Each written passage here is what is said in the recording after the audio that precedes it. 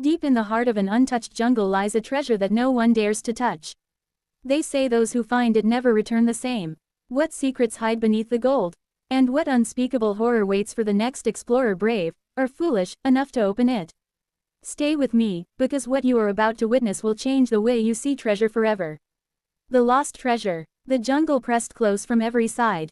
The air smelled of damp earth and rotting leaves. Every step sank into mud, wet and cold. A distant bird cried, sharp and unnatural. Alex wiped sweat from his brow.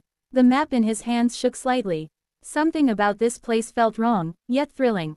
Sunlight barely pierced the dense canopy above. A sudden rustle froze him in place. The shadows moved, though no creature appeared.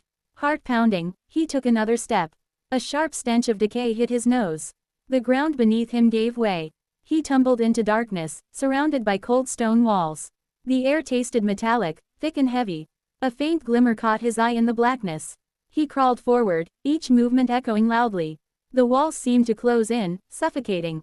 Then he saw it. A chest, old and carved with symbols that burned into his mind. Hands trembling, he opened it. Gold coins shimmered, catching the flickering torchlight. A wave of relief washed over him. Then he noticed the small skull resting on top. Its hollow eyes seemed alive, staring directly at him. A sudden cold wind swept through the chamber. The torch flickered violently. A whisper echoed, soft but chilling. Alex tried to move, but his legs refused to obey. The shadows shifted as if reaching for him. A sound like brittle bones snapping filled the room. His scream froze in his throat as something invisible brushed his cheek. Alex felt his pulse hammering in his ears. The air seemed to thicken, pressing against his chest. Each breath was a struggle, sharp and metallic, as if he inhaled iron and fear. The flickering torchlight cast monstrous shadows that danced across the walls, twisting and stretching in impossible ways. The skull atop the treasure chest seemed to shift. Its hollow eyes glinted like coals in the dim light. A voice, barely audible, yet unmistakable, whispered his name. Alex, it hissed, dragging the syllable across the cold stone. He froze, every nerve screaming to run, but the floor beneath him felt slick, like wet stone coated in oil. His hands pressed against the chest for support, and the coins rattled softly under his fingers, a sinister lullaby. The shadows lengthened, crawling across the walls like living things. Something touched his shoulder, a cold, insistent brush, soft as a lover's caress yet heavy with menace. He spun around. Nothing was there, only the walls, cold and damp, and the oppressive darkness. The whisper returned, this time layered, as if many voices spoke together, overlapping, echoing inside his skull. Leave, leave, leave. Alex's stomach knotted. He tried to stand, but the floor gave another sudden shudder, and he stumbled. His fingers scraped against the stone, leaving streaks of dirt and blood. The torch flickered violently, almost extinguished, casting the chamber into near total darkness.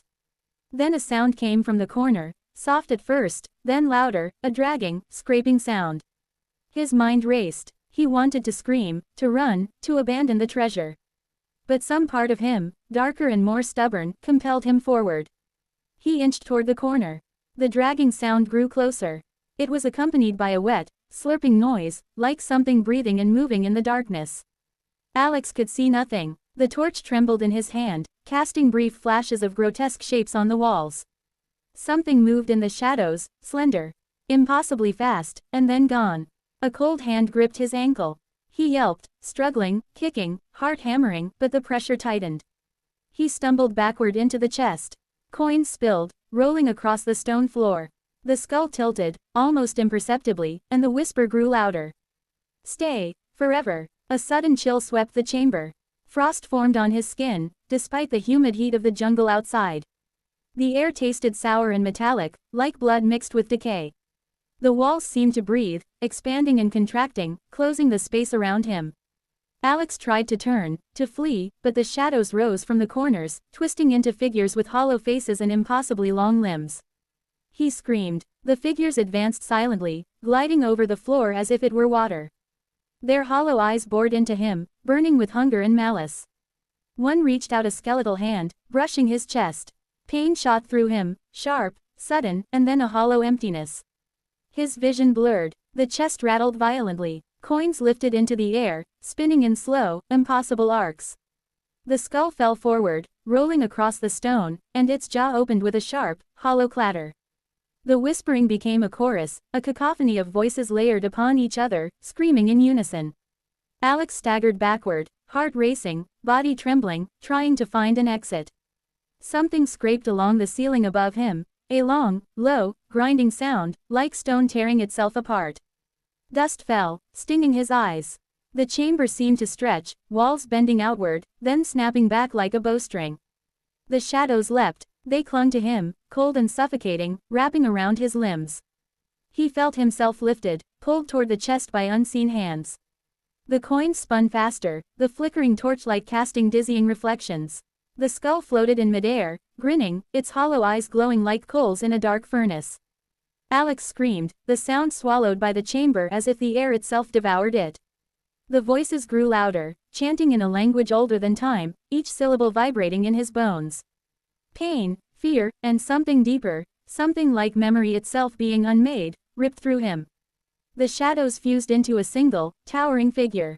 It leaned over him, and he could feel the weight of centuries pressing down. Its breath smelled of rot, and yet it carried a strange, intoxicating pull. "Join us," the voice intoned, echoing from everywhere and nowhere. Alex struggled, clawing at the floor, at the walls, at the air itself, but it was no use. The chest opened wider, as if hungry, its interior glowing with a pulsating, dark light. He saw the gold coins again, shimmering, but now they seemed to writhe, almost alive. And beneath them, he saw faces. Faces of men and women, frozen in silent screams. The shadows pressed closer. 1,000 icy fingers gripped him, lifting him, stretching him. His body felt unreal, as if he were no longer his own. The glowing skull descended toward him, and he felt a terrible pull toward its empty eyes. A final, impossible thought seized him: the treasure was not gold. It was something far older, far hungrier, something that consumed not just flesh but souls. The last thing Alex saw before the darkness swallowed him completely was the chest closing. The coins fell silent. The skull returned to rest atop the treasure, staring blankly. The chamber was still again, as if nothing had happened. Outside, the jungle continued to breathe, oblivious to the horror hidden beneath the earth. Days passed outside the jungle, but time seemed meaningless in the chamber below. The treasure remained untouched, gleaming under the faintest sliver of torchlight that never truly faded. Alex did not return, though searchers called his name into the dense foliage above. Only silence answered. Yet, sometimes, when the wind rustled the trees, the faintest whisper could be heard. A voice, thin and distant, echoing from deep underground. "Leave, forever." Years later, the treasure chest was discovered again, half buried by shifting stones and roots. The gold coins glimmered as if inviting hands to touch them. But the skull sat perfectly still atop the pile, hollow eyes staring unblinkingly. No one dared to open it. Those who approached felt it first, a cold that settled in their bones. A pressure in the chest that made breathing difficult. And then the whispers, soft and insistent, threading into their minds. Some said they heard a scream, faint and terrified, lost in the stone walls. No one stayed long. The jungle slowly reclaimed the entrance, vines twisting over stone, erasing the path as if it had never existed. The treasure waited silently, patient and eternal. And deep inside, somewhere between shadow and stone, Alex's presence lingered. A warning, a memory, and a part of the lost treasure itself. Some things, it seemed, were never meant to be found. The gold, the promise, the thrill, they belonged to the shadows now. And those who sought them would feel the pull, the cold, and the whisper of something older, hungrier, and eternal. The jungle whispered on, indifferent. The lost treasure slept, waiting for the next hand brave, or foolish, enough to disturb it. Dash dash dash. Dash dash dash.